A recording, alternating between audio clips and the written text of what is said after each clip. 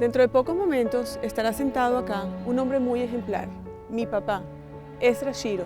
Él estará contándonos sus historias y nosotros encontrando nuestras raíces. Mi vida está llena de historia larga, buena, triste y alegría. Pero a la larga, gracias a Dios, dio a nosotros un buen camino. Yo nací en Alepo, Siria, de una familia bien cómoda, donde mi papá era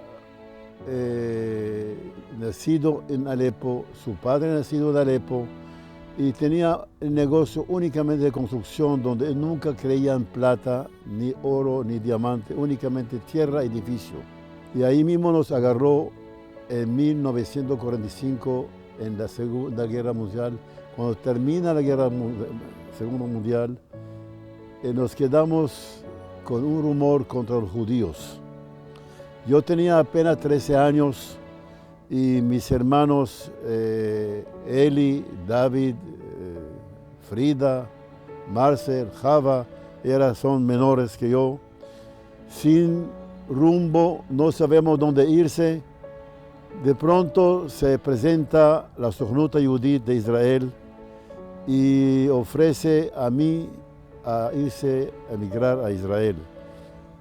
Sin destino, sin saber dónde voy, cómo voy a pasar, le agarra a mi hermana Nina, a mi Frida, que de 10 años y de 8 años, yo soy el mayor de 13 años, y fuimos de Alepo a Damasco unos 2 o 3 días, y ahí mismo tenemos que pasar la frontera del Golán, frontera con Israel, y pasamos una noche entera. Ahí mismo no quiero contar que perdí un par de zapatos, tenía que andar descalzo, cargando a mis 2 hermanas sobre el escombro a la edad de 13 años. En la madrugada llegamos a Rosh Hanikra. Y en Rosh Hanikra, gracias a Dios, llegamos allá a Israel sin hablar idiomas, sin nada de esos, y fue destinado a llevarnos nosotros a un kibutz que se llama Givat Brenner. Fuimos a Givat Brenner, un kibutz de origen, la mayoría son alemanes, eran muy cultos. Empezamos a estudiar mediodía de trabajo. A mí asignaron trabajo de jardinería, de flores, de matas, que me enamoré de ese trabajo y estudiando.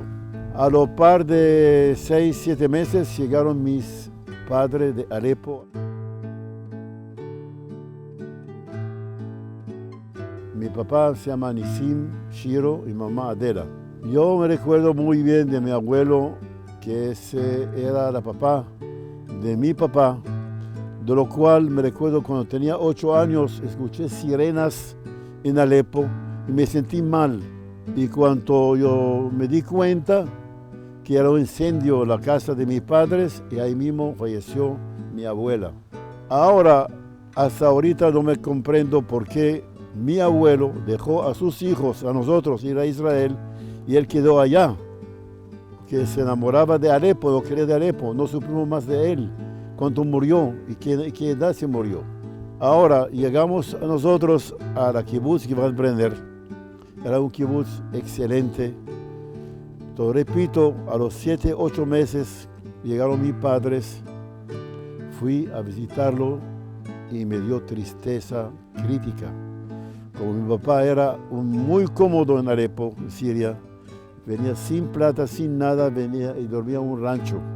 Bueno, en Siria yo tenía un colegio hebreo que se llama el Kitab, y ahí mismo mi padre quería que hablaba francés. Me fui a estudiar Alliance francés, por eso yo el idioma árabe y hablo el francés, y ahí mismo aprendí el hebreo en Israel.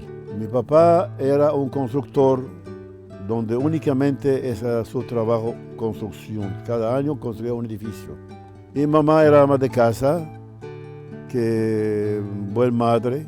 Una vez que llegué a Israel, llegué al kibutz, estuve muy feliz en el kibutz y me enamoré del kibutz, pero repito, a los 6 o 8 o 9 meses, cuando lo vi, fui a visitar a mis padres y vi dónde está viviendo y la forma de viviendo, un cuarto, una familia entera, los hijos, sin piso, sin nada. Yo tomé decisiones de ayudarlo a la edad de 14 años. Ahí mismo ayudé a mis padres, donde sea y como sea trabajo, hasta la edad de 18 años. A los 18 años entré al ejército y antes del ejército yo estuve entrenado para entrenar a los niños del colegio, lo que se llama Gadná. Gadná se llama Gdudei Noar Oved, significa que muchachos del ejército, preparación para el ejército. Entonces, ahí mismo entré al ejército durante 2 años, lo cual los educamos a los niños, preparación para el ejército. Y yo estuve muy feliz en esos 2 años. Cuando terminamos esos 2 años, yo salí sin destino, sin trabajo, sin profesional, sin nada.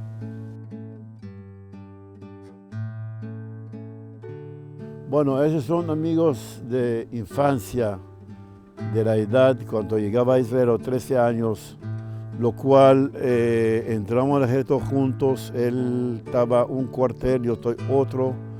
Y esa amistad fue conservada hasta hoy, muy, muy bonito, aunque que ahorita lamentablemente no recibí una buena noticia de la salud de mi amigo Ezra Guindy. Que a época de la edad de 13 años no me recuerdo mucho amistades, tenía 1 o 2 amigos nada más. Una historia muy linda, muy linda, muy linda, que un día yo estoy con mi moto paseando un barrio que es cercano a mi casa y de pronto conocí a su papá, que no de qué manera conocí, medio familiar. Hola, ¿cómo está? ¿Cómo está? ¿Cómo está eso? Yo tuve ya edad de 25 años y veo una niña chiquitica al lado de él. Me pregunto quién es esa niña. Me dice mi hija. No sé por qué yo, como un hombre de mucha experiencia que ha tenido yo me cayó bien y le dije una cosa, voy a invitarla esta noche a una fiesta que es Bet Sionei América en Tel Aviv. Yo un par de meses solamente pedí la mano, ella tenía apenas 16 años. Nos formamos una familia y yo en Israel estuve muy estable en Israel, nos casamos en Tel Aviv y nunca pensé emigrar a ningún lado, que pensaba quedarse en Israel y iba a comprar una fábrica que se llama Email. Hoy en Israel existe todavía, pero pronto la niña mía, que es llorando que su padre está en Venezuela y quería irse a Venezuela, fue en Israel. Yo tenía un moto al lado con una ¿cómo se llama? Lancha al lado de esa moto. Ella se montaba en moto y fuimos a luna de miel a Tiberia. Y resulta que agarraba ya al lado de la Kinneret manta preparando la comida, la noche para comer y festejar la luna de miel. Ella se atropeza con la manta y toda la comida fue a la Kinneret. Nos quedamos solamente yo y ella sin comida.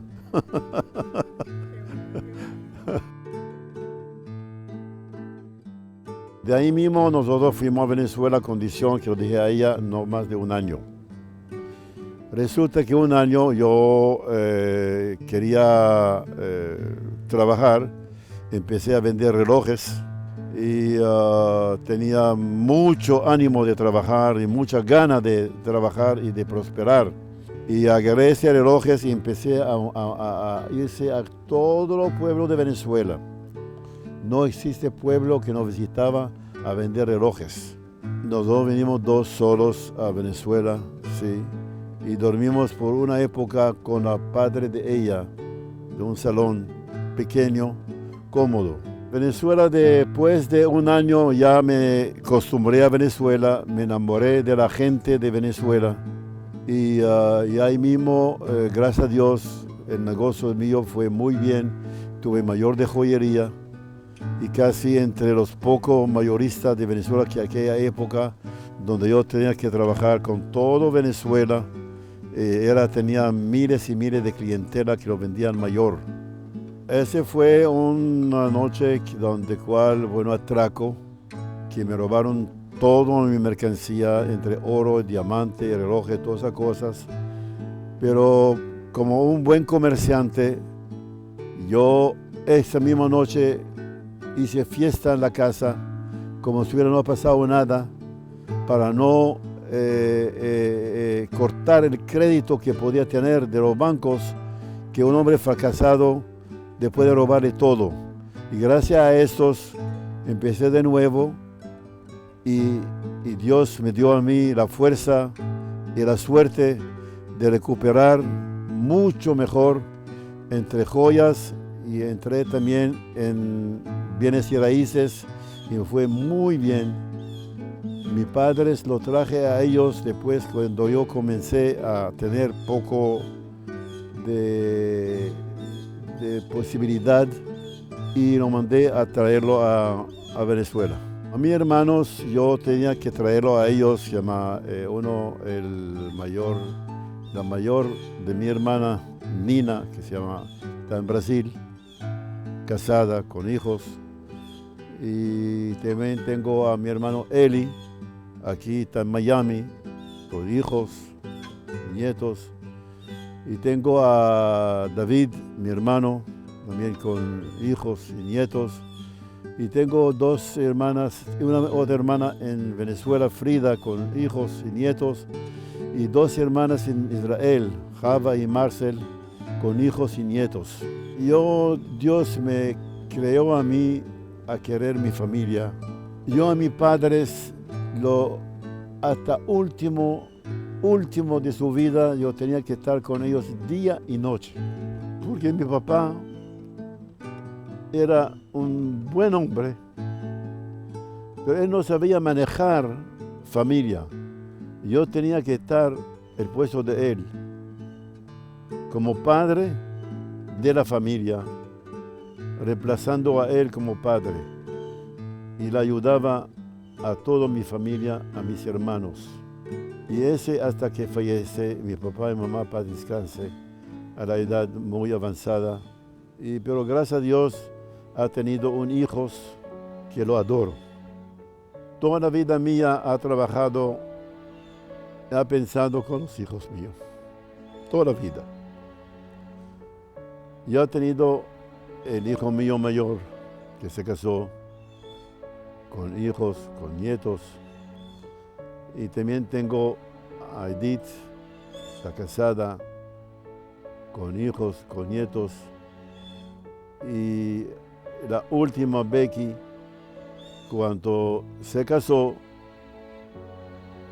era una cosa para contarlo, que yo siempre, cuando se casaron los dos hermanos de Becky, teníamos un cuarto, le llamamos cuarto de Becky. Y nunca voy a olvidar cuando se casa. Dormimos de noche, levantamos la mañana yo con mi esposa y vemos la casa vacía. Pero la tristeza era tan grande, pero a la vez, gracias a Dios, que todos están casados y es la ley de la vida y hay que continuar. Y hasta ahorita lo llamamos el cuarto de Becky. Esa es la única forma donde puedo hablar de los hijos, de nietos que tengo yo en mi mente día y noche. ¿Qué están haciendo ese? ¿Qué está haciendo otro? ¿Qué está haciendo esos? A lo mejor yo pienso 1 billón, no 1 millón, 1 billón de veces más que ellos, o 1 billón más preocupado por ellos que ellos a lo mejor por mí. Porque en mi mente yo soy muy sentimental, donde no lo muestro, pero yo vivo de esto, día y noche, para mis hijos y para mis nietos, y sigo haciéndolo. crecí en Venezuela, hice muchas amistades y Venezuela me hizo a mí lo que estoy actualmente, económicamente bien, gracias a Dios. Pero la situación, digamos, política de Venezuela ha cambiado completamente. Es un tema donde tengo que pensar y hacer una revolución, a ver qué hacer, y estoy en esto. Mi consejo siempre, lo que voy a dar, lo que yo he hecho por mí. Querer la familia sin condiciones. Si un hijo te hace daño, no importa si está bien, perdónalo. Y referente a los negocios, una cosa sumamente importante. Cuando tú, un hijo, va a hacer un negocio, siempre piensa cuál es el peor al hacer ese negocio. Si tú estás de acuerdo con el peor, hágalo. Si no estás de acuerdo con el peor, no lo haga. ¿Por qué? Porque el peor, ¿cuál es? Va a llegar a eso, tú puedas soportar. Y viene el mejor, gracias a Dios, está bien así. Y siempre cuidar, digo yo, gastar, pero no botar. Y cuidar a la familia como yo cuidaba a ustedes, ahora y por siempre.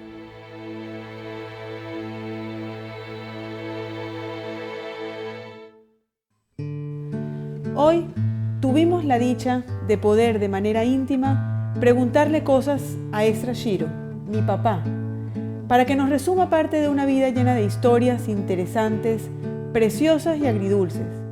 Esos relatos que han transformado nuestras vidas, que nos recuerdan de dónde vinimos para saber hacia dónde vamos y por qué muchas veces sentimos que pertenecemos a ciertos lugares y por eso insistimos en la búsqueda para encontrarnos.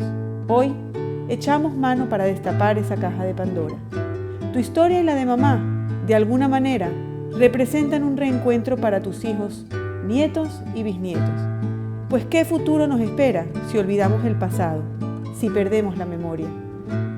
Tus hijos y nietos estamos en una constante búsqueda de saber más de tu pasado, de aquellos momentos de los que tenemos alguna referencia y que tomamos como ejemplo. Papá, tú representas, junto con mamá, un soporte en todos los aspectos. Han dedicado una vida para que sus hijos, nietos y bisnietos no tengan que soportar vicisitudes. Tu ejemplo es el mejor legado.